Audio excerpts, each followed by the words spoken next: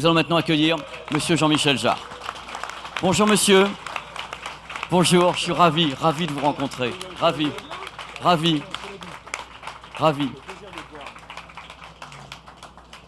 Bon. Excusez-moi, on est en famille, donc on se fait la bise. Voilà, je vous fais la bise aussi. La vie est belle. C'est le meilleur moment de ma vie, monsieur Dolby. Asseyez-vous à côté de Belkacem. Belkacem va mener également une partie de la danse. Alors, vous savez, moi, je suis vraiment très content de vous accueillir ici parce que vous êtes dans votre univers quelque part. C'est un salon qui parle de musique, de technologie. Et votre carrière est incroyable parce que pour moi, vous ne me connaissez pas du tout, mais moi, j'ai grandi avec votre musique, j'ai grandi avec votre évolution de la musique, de la façon de vous approcher à la musique. Et techniquement, j'ai en admiration devant le côté avant-gardiste que vous avez déjà de mélanger des sons, des instruments et moi je suis très ému de vous recevoir. Moi je voulais vous le dire parce que c'est important que ça soit verbalisé d'entrée de jeu, donc si je bafouille c'est parce que je vibre de tout mon corps. Merci d'être ici, merci encore d'être ici. Merci à vous, merci de m'accueillir pour ce salon 2022 et merci à Rolling Stone aussi d'être l'intermédiaire efficace et rock'n'roll aussi en même temps, n'oublions pas. Merci. Mais je voudrais simplement dire en préambule que ce salon est très particulier, le salon 2022. D'abord, c'est le premier de l'après-Covid officiel, on va dire. Donc un changement de paradigme où pendant tous ces mois, ces années, on a été isolés. On a donc dû remplacer finalement le contact physique par le contact avec des interfaces numériques, et notamment dans lequel le rôle de l'audio et de la vidéo a joué un rôle très important. Et puis c'est aussi, ça a été pendant cette période aussi l'émergence d'un nouveau mode de communication, c'est-à-dire tous les mondes immersifs, que ce soit la réalité virtuelle, mais que ce soit aussi l'immersion dans le son. Et je pense que ce salon est placé aussi sous ce signe. Et donc je suis très heureux et très fier d'en être le parrain. Voilà.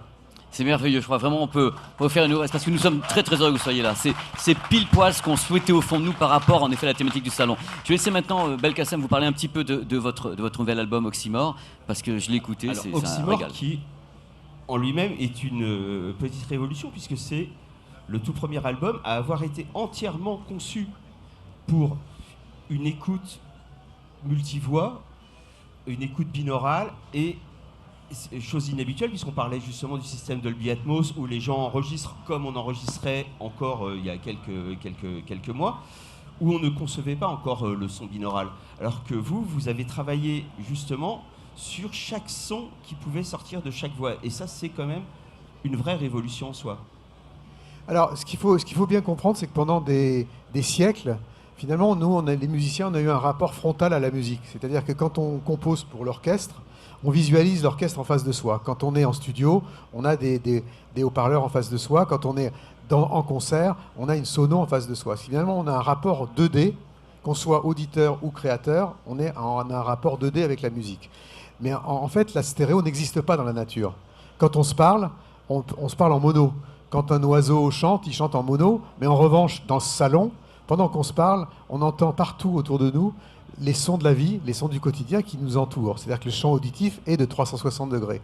Et en fait, ce que permet les technologies actuelles, dont Dolby Atmos, dont on aura l'occasion de parler, j'imagine, c'est le fait, justement, pour le créateur, de pouvoir revenir à une approche naturelle de la relation sonore, c'est-à-dire de pouvoir non pas composer comme un peintre le ferait sur sa toile, mais de le faire en plaçant les sons dans l'espace. Et c'est ce que j'ai fait avec Oxymore, qui je pense est probablement le premier album de cette envergure à avoir été conçu dès le départ et composé dès le départ en multicanal. Qu'est-ce que ça veut dire? Ça veut dire qu'au lieu de placer des sons entre la droite et la gauche en stéréo, c'est de se dire, cette partie d'orchestration, d'arrangement, je vais peut-être la mettre ici, puis je vais peut-être la déplacer vers l'avant droite à telle vitesse. Donc, c'est un processus complètement différent par rapport à ce qu'on a pu faire depuis des siècles. Monsieur Jarre, moi j'ai une question parce que j'adore la technique et c'est une de mes raisons de vivre. Est-ce que vous estimez, vous en tant que créateur, musicien, producteur, que la stéréo, c'est désormais quelque chose qui appartient peut-être à une partie du passé et que l'avenir passe par cette immersion, par le binaural, par le Dolby Atmos et que c'est en effet une nouvelle façon de travailler pour vous les artistes ainsi que pour les gens, de la façon d'écouter parce qu'on connaît le succès d'Apple Music avec Dolby Atmos, on connaît le succès des casques Apple, vous bougez la tête, vous êtes en head tracking dans votre musique, donc c'est fabuleux. Vous pensez en effet qu'il y a quelque chose, il y a une scission maintenant entre ce qui s'est passé et ce qui va se passer grâce à des artistes comme vous? Alors si on ne le sait pas, mais définitivement, je pense qu'on va voir très rapidement, d'ici une génération et sans doute moins, on va considérer la stéréo avec la même affection qu'on considère aujourd'hui le gramophone de nos grands-parents. C'est-à-dire de posséder de la mono à la stéréo. Je pense qu'on y est. Je pense que c'est une autre manière de vivre la musique et de la concevoir. C'est la raison pour laquelle je ne crois pas beaucoup au fait que... par exemple, les grandes majors aujourd'hui se disent « Ah ben c'est très intéressant parce qu'on va pouvoir finalement transformer les catalogues de musique existantes en multicanal ». Je ne vois pas l'intérêt qu'il y a d'avoir Frank Sinatra en multicanal qui a été enregistré en mono ou d'avoir la voix de John Lennon qui nous vous passe autour de la tête. Ça n'a pas été conçu pour ça. En revanche, ce qui est intéressant, c'est justement de se dire que ces nouveaux systèmes et cette nouvelle technologie va générer tout un nouvel écosystème pour les créateurs, pour les producteurs, pour les ingénieurs du son. Pour moi, il y a toujours des exceptions, bien sûr, mais de vouloir systématiquement revisiter tout le catalogue mono-stéréo en multicanal, c'est un peu vouloir coloriser les films noir et blanc. C'est un petit peu la même chose. Et je pense que c'est pas ça la priorité. En tout cas, c'est pas la mienne, c'est pas celle, à mon avis, qui va vers le fait qu'on a des technologies comme Dolby qui nous permettent, en les détournant, je viendrai pour les musiciens, en les détournant, de pouvoir justement faire quelque chose de totalement neuf. Et vous savez, cet album Oxymore, pour moi, quand j'ai pensé au titre, je n'ai pas du tout pensé à Oxygène, paradoxalement, parce que je vous expliquerai pourquoi, mais c'est à cause de la signification d'Oxymore, c'est-à-dire l'idée, c'est une figure de style qui fait que deux mots qui n'ont rien à voir l'un avec l'autre créent quelque chose d'inattendu. Douce violence, clair-obscur, d'ailleurs musique concrète ou intelligence artificielle ou effectivement virtuelle. Et réalité virtuelle. Voilà. Tout ça sont des oxymores. Mais en fait, ce que je ferais comme parallèle, c'est qu'en fait, quand j'ai commencé Oxygène, j'ai fait en 6 semaines l'album et je n'avais pas de référence, en fait, parce qu'il n'y avait rien de comparable avant. C'était pas un jugement de valeur, mais c'était une approche différente. Et en fait, Oxymore, c'est un peu la même chose. C'est-à-dire que je me suis lancé dans un projet dès le départ au niveau de la composition, finalement en ouvrant la porte sur des territoires qui m'étaient totalement inconnus. Donc sans a priori. Donc c'est ce qui, à mon avis, fait aussi la fraîcheur de ce projet. C'est-à-dire le fait finalement d'explorer des techniques que je ne connaissais pas, et en tout cas qui n'avaient pas vraiment été utilisées comme je les ai utilisées. Malheureusement, c'est fini, puisque maintenant j'aurai une référence qui est ce que je viens de faire. Donc, Alors, la clarification avant que Belkacem vous pose des questions, parce que j'ai discuté beaucoup avec les gens chez Guillaume-Tell et autres. Est-ce que c'est possible d'avoir une bouteille d'eau? Oui, je pense qu'on va vous donner ça tout de suite, Monsieur Jarre.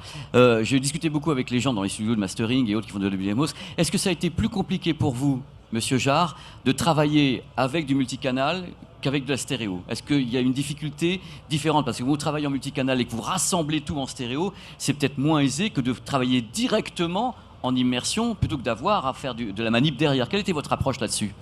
Alors oui et non. La stéréo pose des problèmes. C'est-à-dire que la stéréo, on travaille comme un peintre en mettant des couches successives sur le même plan. Tous les peintres savent que si on en met trop, ça devient gris. C'est la même chose pour les musiciens. Donc on a ce problème-là.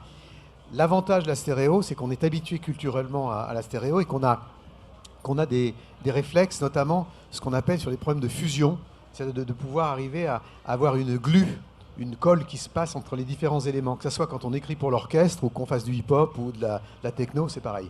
Et en revanche, l'avantage énorme d'être dans l'espace, c'est qu'en fait, chaque son qu'on va pouvoir prendre a son espace vital par définition. C'est-à-dire que c'est comme de passer d'une toile à la sculpture, de la peinture à la sculpture. Donc on est en 3D.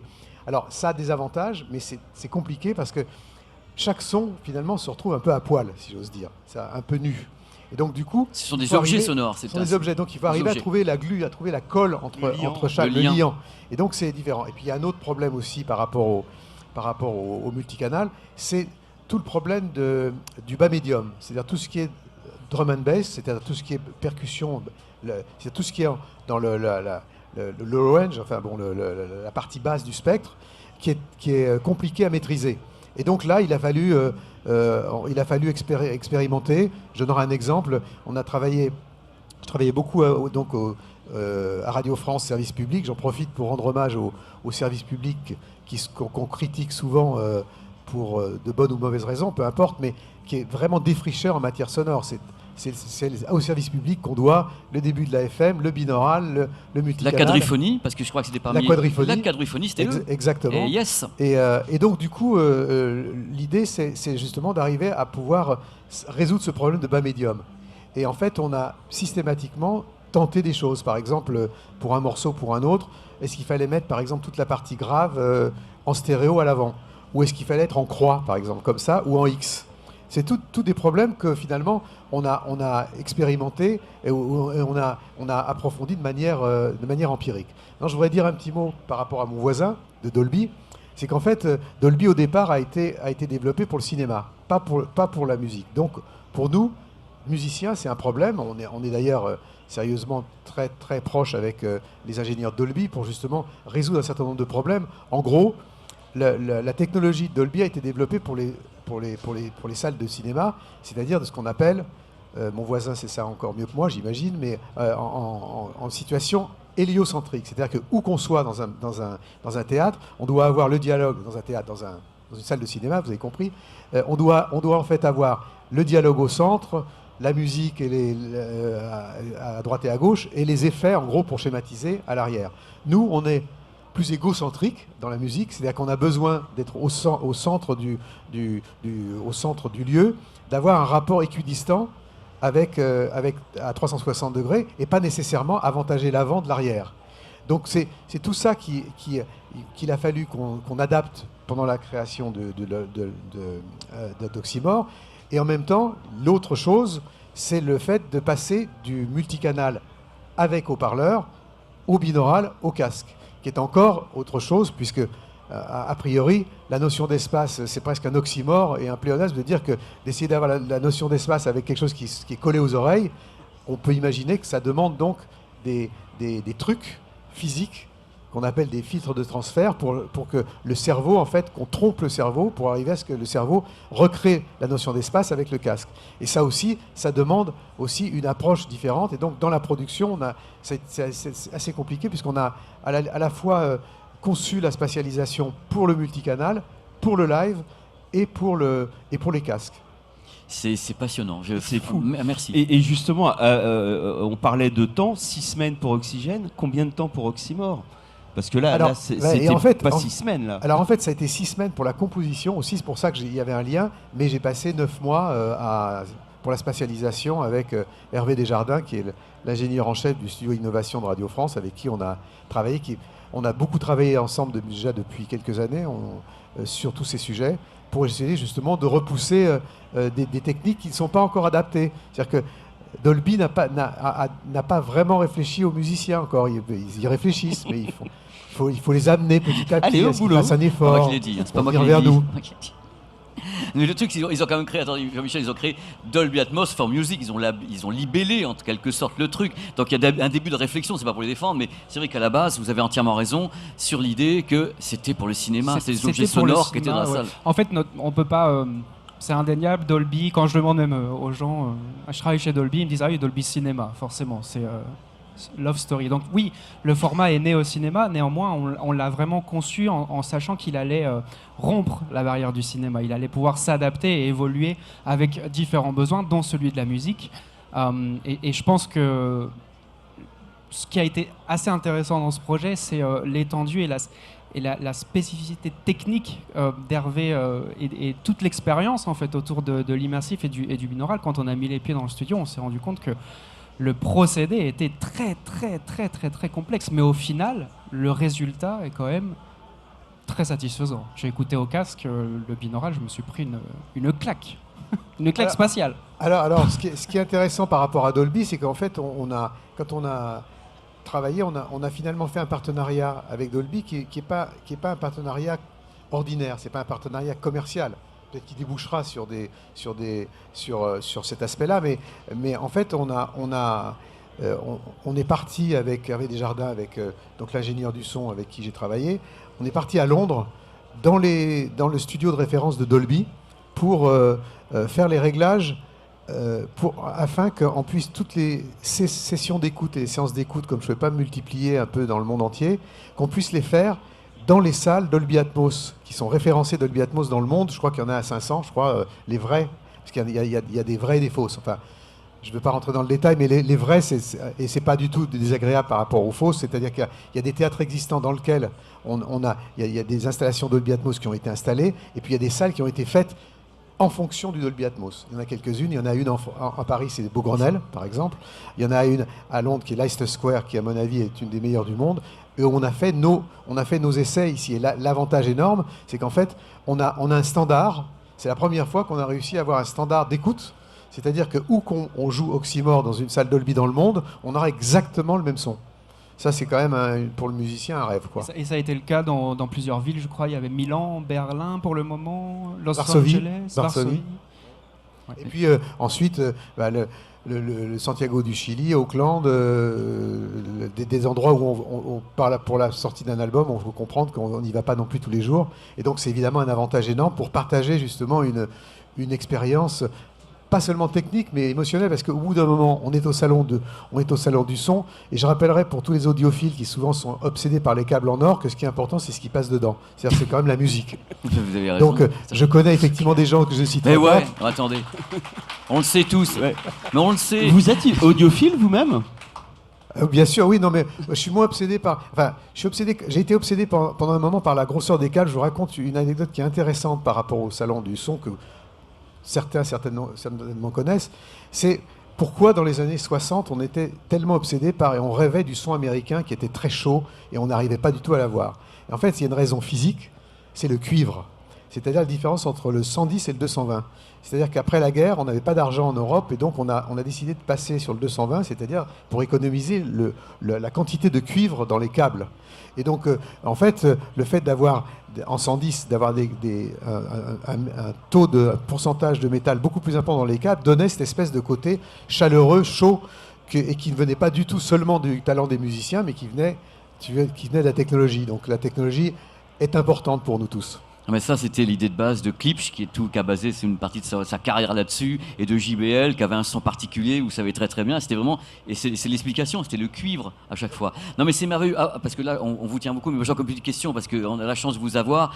Quand vous dites justement, moi, ce qui me fait rêver dans ce que vous me dites, c'est qu'en fin de compte, vous avez travaillé longtemps cet album, mais en fin de compte, vous avez créé plusieurs versions de cet album. Avant, quand on travaillait, l'artiste délivrait une version stéréophonique ou quadriphonique avec Radio France, mais là, vous avez une version stéréo, une version donc immersive avec des enceintes, une version pour le binaural. C'est un travail de folie parce que c'est plusieurs versions de votre travail au final. Vous voulez dire que c'est devenu un cauchemar de notre travail. C'est exactement ça.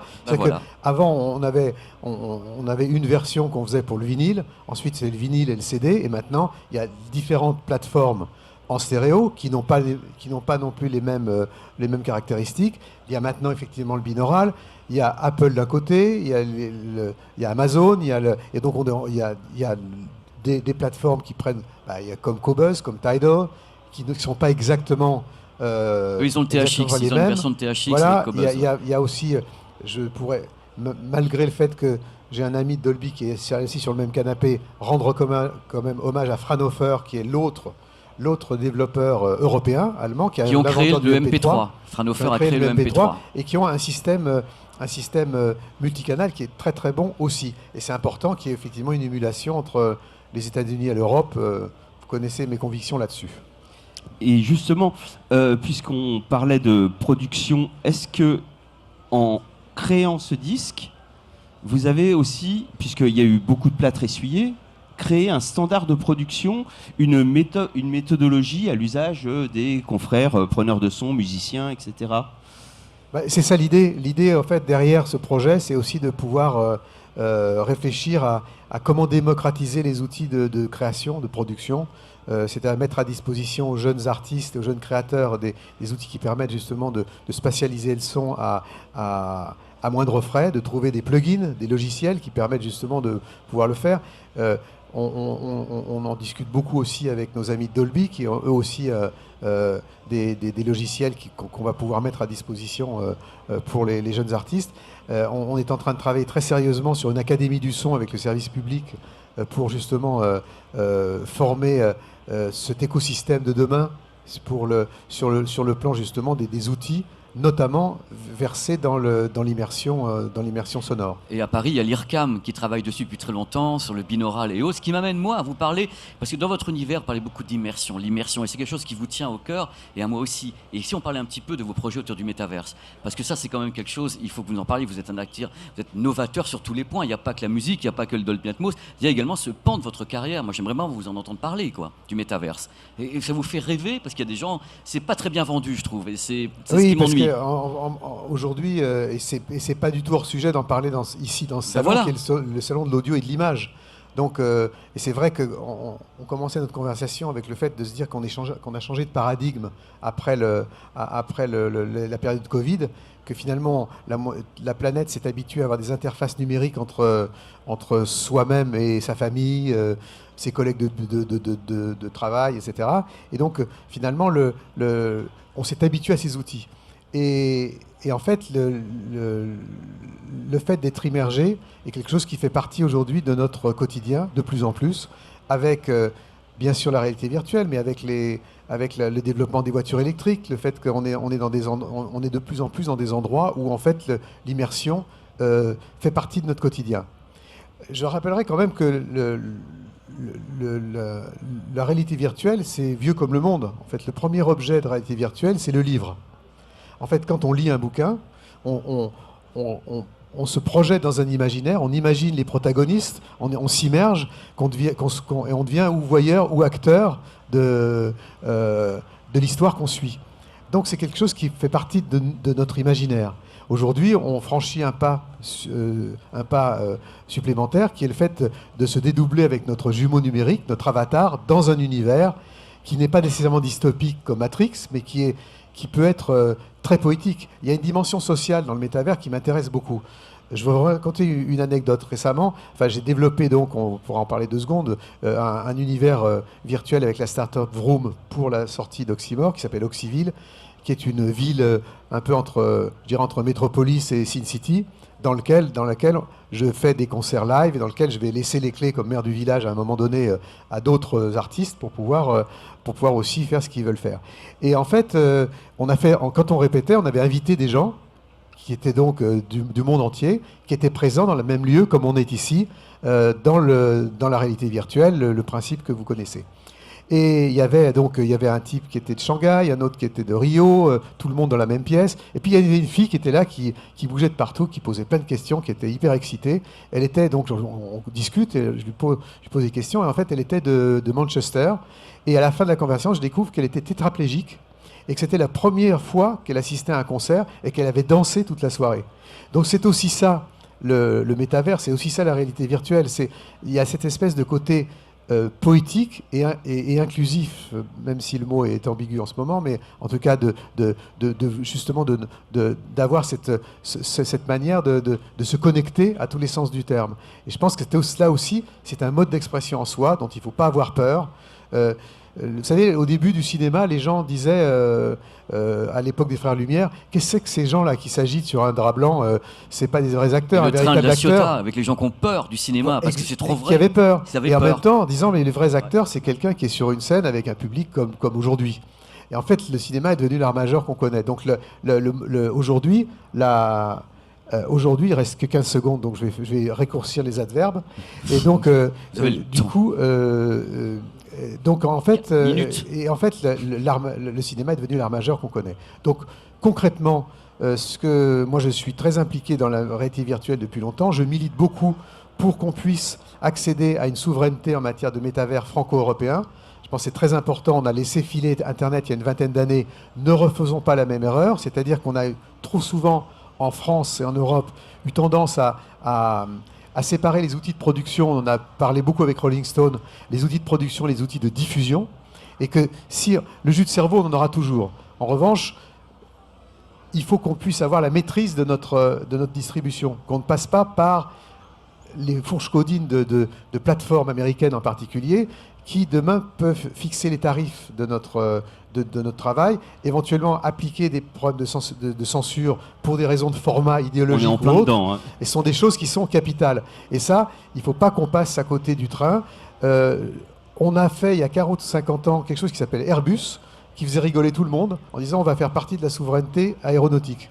Aujourd'hui, ça étonne plus personne qu'on soit leader et que la plupart des lignes américaines utilisent une technologie européenne. Je pense que c'est plus compliqué de faire un Airbus A380 que de faire un cloud.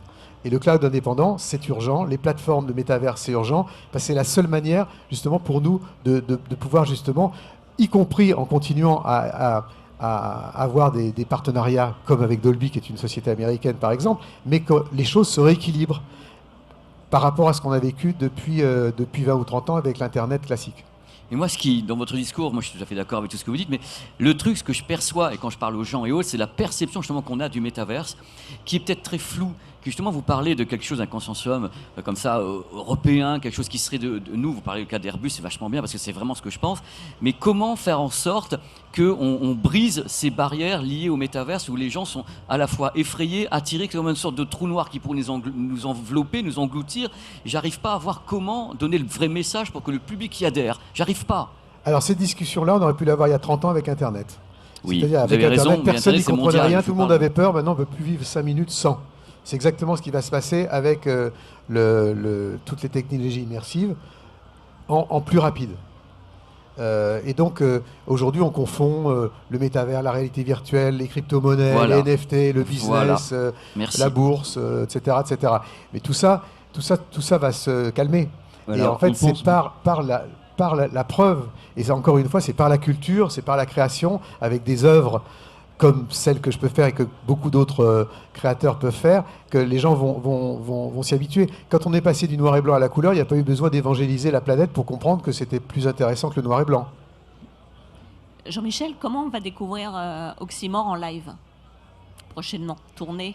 Pas tourner? Alors, comme tu sais, j'ai fait les premiers concerts live au Palais Brognard la semaine dernière à Paris, en 360, qui était une série de showcase en fait pour la sortie de l'album. Et effectivement, ça ouvre toute une nouvelle manière de faire des concerts en live, où en fait les auditeurs sont à l'intérieur d'un cercle de 360. Ça veut donc dire qu'il faut Une réfléchir. bulle, vous avez créé une bulle. Oui, une bulle, mais ça peut être. On peut élargir la bulle. C'est-à-dire que je pense que très rapidement, on va pouvoir avoir des jauges qui vont être finalement assez comparables à des jauges classiques de salles de concert. On y travaille, c'est encore un work in progress, mais effectivement, pour moi, les prochains concerts que je voudrais faire seraient des concerts immersifs en 360, avec le fait de se dire qu'au fond, à un moment où on est bombardé par les images, c'est pas mal de revenir aux fondamentaux. Et en fait, ce qui est un peu un oxymore de ma part, parce que je suis un peu connu pour les scénographies que j'ai pu faire dans mes concerts, en fait, dans ces concerts-là, sur le plan du live dans le monde réel, il n'y aura pas grand-chose à voir et j'inviterai plutôt les gens à fermer les yeux. En revanche, toute la partie visuelle sera en live, en réalité virtuelle, qu'on pourra vivre ou avec des lunettes virtuelles, mais aussi sur son laptop ou sur son smartphone en 2D. Je trouve ça merveilleux. Vous savez déjà, puisqu'on parlait tout à l'heure de Dolby Atmos for Music, il y a les discothèques qui utilisent justement le Dolby Atmos pour faire danser les gens. Moi, j'étais allé à Londres, notamment, pour voir des essais comme ça dans une discothèque. Et j'avais interviewé les gens qui m'ont dit on n'a jamais été aussi pris, le corps n'a jamais été lui-même aussi enveloppé, on n'a jamais eu envie de bouger qu'avec ce son qui venait, qui nous enveloppait, qui nous emportait. C'est les danseurs qui disaient ça, mais quand on entend ces mots-là, on comprend ce qui peut se passer. Et vous en êtes la preuve vivante, c'est ça qui est fabuleux. Mais c'est la différence entre, et une technologie comme Dolby justement le permet, c'est la différence pour la première fois au lieu d'être devant la musique, on est dans la musique. Et ça change tout. Et pour les musiciens, c'est évidemment un champ d'expérience incroyable. Et justement, puisqu'on parle d'instruments, etc., dans Oxymore, on vous pense noyé au milieu des claviers, de machins numériques, etc. Vous avez utilisé aussi ce qu'on peut appeler de vrais instruments, faits en bois, avec des cordes, des pots, etc. Ou vous avez exclusivement travaillé avec des instruments électroniques? Alors, bon, merci de poser la question parce que il y a un autre aspect sur l'album que je vais toucher d'une seconde, c'est que c'était en fait en même temps, j'avais envie de faire un hommage aussi à la pensée française de la musique électroacoustique. En fait, tout ça a commencé dans les années 40 avec des gens comme Pierre-Henry et Pierre Schaeffer. Pierre-Henry à qui je rends hommage et j'utilisais un certain nombre de sons de Pierre-Henry dans cet album. Et en fait, ça a été les premiers et donc en France, à concevoir la musique pas seulement en termes de notes par rapport à un solfège existant et avec une lutherie existante qu'on connaît, la lutherie acoustique, mais à se dire, au fond, on peut utiliser des bruits, le bruit d'un oiseau, le bruit d'une machine à laver, de le mélanger avec une clarinette ou une guitare électrique et de faire de la musique.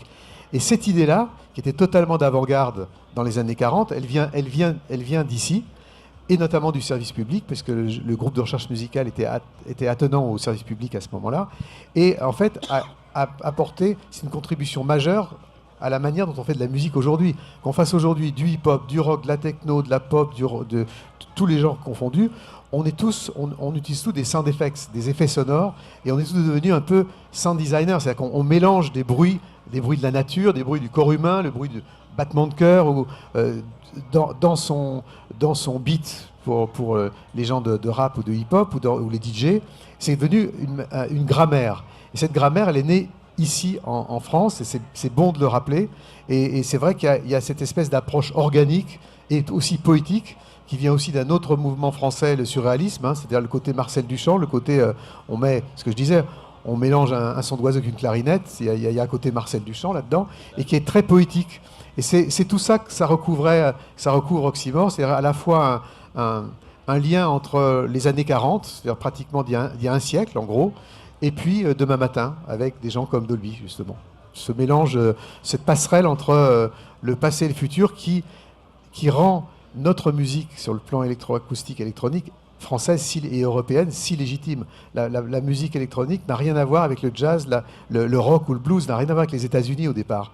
Elle vient de notre héritage de musique classique, hors format pop. Et donc j'avais envie aussi de rendre hommage à cette période-là à travers cet album. Mais ce qui est fou, Jean-Michel, c'est qu'on parle de technologie et quand on rappelle quand même que le binaural, c'est pas nouveau, c'est pas quelque chose qui est récent. Ce qui est fou maintenant, c'est que c'est mis en exergue au travers de la communication de Dolby, qui bien sûr travaille avec Apple, travaille avec tout le monde et dit voilà, on va pouvoir faire des sons spatialisés, mais c'est quelque chose qui date et c'est bien de le mettre en valeur maintenant, en exergue maintenant électroniquement, mais on est en train de défricher quelque chose qui est amplifié mais qui existait déjà et vous en faites référence justement parce que dans les années 40 on travaillait déjà dessus et c'est dingue, mais c'est dingue ça. Je pense que Dolby aurait vécu en Haute-Égypte, ils auraient bossé sur l'acoustique des pyramides avec les pharaons. Ben voilà. Parce que ça fait partie de nous, c'est dans la nature, c'est nous, et on écoute, on n'entend pas vraiment en stéréo, on écoute en effet avec une fonction qui permet d'avoir un head tracking pour localiser des sons avec notre côté gauche-droit, et ça a toujours existé, ça a été mis en exergue, et là maintenant, moi ce qui m'amuse et ce qui m'éclate, c'est que vous l'utilisez aussi bien que ça, c'est-à-dire qu'on écoute votre album, moi je l'ai écouté en Dolby Atmos, et j'ai été pris en fin de compte, j'avais votre musique, plus les compléments de la musique, donc j'étais enveloppé à l'intérieur de mon univers, donc c'est bien ça, c'est de l'immersion. Et bravo, Monsieur Jarre. Franchement, je pense que ça va faire référence. C'est pas pour faire la flatterie, parce que je pense qu'il y a des gens qui vont s'inspirer de ce que vous avez fait. Moi, je connais des gens chez Guillaume Tell qui travaillent Dolby Atmos, vachement bien et autres. Et je pense que la façon dont vous avez travaillé le son plus votre musique, ça va marquer. Ça va marquer. Je vous le dis franchement. C'est pour nous qui aimons la musique et la technique, ça va marquer. Merci de ce commentaire. Je veux dire qu'au-delà du plaisir que ça me fait, la leçon qu'on peut en tirer, c'est au fond le fait qu'il ne faut jamais oublier que ce qui compte, c'est le contenu. C'est-à-dire que la technologie, oui. la technologie, elle est là pour nous aider. On parle beaucoup de technologie et c'est évidemment le lieu pour en parler, avec tous les fantastiques marques qui sont ici et qui se battent aussi pour survivre dans une période compliquée. Mais effectivement, ça marche sur deux pattes, tout ça. C'est-à-dire que c'est la création et la technologie. Comme je le disais, c'est la technologie qui dicte les styles. C'est parce qu'on a inventé la caméra qu'on a Fritz Lang, Godard ou Tarantino, et pas l'inverse. Donc, mais au bout d'un moment, c'est comme dans la cuisine, c'est comme au resto. Je veux dire il y a des spécialistes qui veulent savoir comment ça a été fabriqué dans la cuisine, mais la plupart du temps, quand on mange un bon plat, on ne sait pas trop comment ça a été fait. Et finalement, c'est pas trop important. Le résultat, c'est ce qu'on a dans l'assiette. Évidemment, en tant que musicien, ce qui compte, c'est que le fait d'avoir passé 1 an sur un projet comme ça, que musicalement, ça veut dire quelque chose au-delà de la performance technique. Et moi, la dernière question que je vais poser peut-être, mais donc le prochain album de Jean-Michel Jarre, il sera conçu de la même façon. Maintenant, c'est acté dans votre philosophie de créateur. Ah oui, je pense que moi personnellement, je ne pourrais pas revenir en arrière. En revanche, je suis pas du tout opposé à l'idée que quelqu'un veuille faire un disque en mono, demain matin, un album en mono, pourquoi pas? Ou d'utiliser que le canal gauche ou que le canal droite. D'ailleurs, je voudrais en profiter pour partager une réflexion avec mon ami de Dolby. C'est qu'en fait, quand j'étais en train de mixer l'album, on était en rapport avec les gens d'Apple. Et en fait, vous savez qu'avec le système donc, Dolby, on est en 7.4.1, c'est-à-dire qu'on a aussi le haut. Et en fait, les gens d'Apple nous ont dit « Ah mais si vous ne mettez rien en haut, vous ne pouvez pas être reconnu spatial audio sur Apple. » C'est-à-dire que là, c'est là où on arrête d'être vraiment amis. C'est-à-dire que si moi, ça m'intéresse seulement de faire quelque chose sur le canal gauche, en tant qu'artiste, j'ai le droit de le faire. Et donc, du coup, il a fallu, de toute façon, quoi qu'il arrive, et d'ailleurs, c'est le problème de tous les producteurs aujourd'hui qui sont sur Dolby Atmos en spatial audio sur Apple, on a l'obligation de mettre une information en haut. Bon, ça, il faudra corriger ça rapidement, je compte, pour vous, pour faire passer le C'est message. déjà en cours, je pense. Je ne suis pas Apple, je peux pas confirmer. Je mais- sais. Et Apple, comme ils ont les matériels, enfin les produits avec le head tracking yacht, ils ont besoin que ça s'entende. Donc tout ce qu'ils peuvent mettre dans le Voilà, signal, non, bien sûr. ce sont C'est des un vendeurs peu- de matériel. C'est un peu à la limite de la boutade parce que c'est effectivement un sujet qu'on n'a pas touché parce qu'on n'a pas le temps de le faire, mais la verticalité, c'est aussi quelque chose d'extraordinaire. Et là, il y a encore aussi beaucoup de choses à améliorer, aussi bien du côté technique pour Dolby et d'autres là que pour les créateurs. Et à propos justement du son spatialisé, etc., est-ce qu'il y a un titre dans votre carrière que vous auriez aimé justement produire grâce à cette technologie dans votre discographie passée? Parce que vous ne faites pas partie des gens à faire des best-of, des coffrets, etc. Vous sortez des albums, vous avancez. Est-ce qu'il y a un titre dans votre carrière que vous auriez aimé justement présenter en son spatialisé, ou est-ce que c'est une idée qui vous trotte de ressortir un ou plusieurs titres ou disques Non, tous. revus et corrigés? Tous. Tous. Ah d'accord. Évidemment. Bah voilà. Non, mais c'est une question. En revanche, par rapport au Parce qu'ils fait de avaient les été conçus ressortir, en je stéréo. pense qu'encore une fois, c'est un vrai problème. C'est que je pense que tout ça n'a pas été conçu pour le multicanal. Donc du coup, je sais pas, je serais tenté un jour quand même, par rapport à Oxygène, qui était dans ma tête, quand je l'ai conçu Oxygène, il y avait vraiment l'idée d'écarter la stéréo, de jouer avec l'espace. Et j'ai utilisé à l'époque des procédés très primitifs de délai extrême pour élargir la droite et la gauche, qui est un des aspects qui fait l'originalité d'Oxygène, c'est justement cette espèce d'espace qui n'existait pas à l'époque. Et je voudrais bien essayer de tenter l'aventure, de voir ce que ça donnerait si je faisais une adaptation en 360. C'est quelque chose que je ferais. Mais sinon, je suis, comme je le disais tout à l'heure, assez contre reprendre quelque chose qui n'a pas été fait pour ça. Marvin Gaye que j'ai réécouté, retravaillé, moi ça m'a pas plu par exemple. Voilà, c'était pas fait pour. Et Pareil. c'est quelque chose, en effet, je suis d'accord avec vous. Il faut pas piller quoi les trucs. Ce qui est fait est fait. Ce qui est fait est fait. Bien sûr, non, et puis, non, mais ça peut marcher. Il peut y avoir des, par exemple, dans la musique classique, si on prend une œuvre comme Le Sacre du Printemps, ça peut être intéressant. C'est une grosse galère à faire, mais ça peut être intéressant. Mais dans la musique enregistrée, ça a tellement été lié à une technique d'une époque.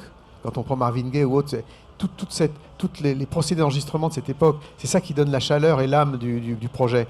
Si on l'abîme, on le désincarne et on risque de se planter. Donc moi, j'y toucherai pas personnellement. Bah, c'est le mot de la fin, parce que je crois que vraiment vous avez résumé les choses. J'aimerais qu'on applaudisse vraiment très très fort Monsieur Merci, Jarre, Jean-Michel. parce que ça a été un moment incroyable. Merci à l'équipe de Rolling Stone, merci à Monsieur Dolby à qui j'ai plein de questions. Voilà. Et merci à Rolling Stone d'avoir organisé tout ça. C'est effectivement une revue qui se trouve justement au carrefour à la fois du côté rock'n'roll dans ce que ça a de cool et en même temps de ce que la technologie a de cool. Et il le prouve aujourd'hui. Donc merci à vous. Merci Jean-Michel. Rendez-vous l'année prochaine ici, Monsieur Jarre. L'année prochaine. Merci, on peut applaudir très très fort. Merci. Vous avez vos fans qui sont là. Ça va être la fin de ce live. Merci, merci infiniment. Merci, merci. On va finir cette petite séquence avec le commissaire du salon, avec François qui va venir. François, je vais te laisser un micro, n'importe lequel. Peut-être prendre encore un micro, Jean-Michel, je pense pour finir avec toi. Merci. Jean-Michel, je tenais vraiment à vous remercier d'avoir accepté d'être le parrain de cette édition 2022. C'est un réel honneur que d'avoir quelqu'un comme vous comme ambassadeur sur le salon. On connaît votre appétence pour la technique, pour le travail sur le son. On est ravis de découvrir ce nouvel album Oxymore avec vous cette année. Et voilà, c'était vraiment vous remercier du fond du cœur. Moi, je vous admire depuis des années pour votre travail. Merci infiniment d'être là. Et j'espère que vous profiterez d'un bon moment sur le salon. Merci à vous. Je suis heureux d'être le parrain de cette édition 2022 et je reviendrai évidemment en 2023. Merci à tous. Avec grand plaisir, merci. Merci. On se retrouve dans quelques instants avec la suite des lives. Merci Monsieur Jarre. Ouais, et je vais en profiter, mon pépé, pour rappeler à tout le monde que bien sûr, il y a le stand d'écoute de nouvel album Oxymore sur le hall Bordeaux de l'autre côté et des sessions d'écoute bien sûr de ce nouvel album en Dolby Atmos dans plusieurs espaces dont vous trouverez le programme à l'accueil. Merci à tous. Merci beaucoup. On va couper quelques instants et on va passer à la suite.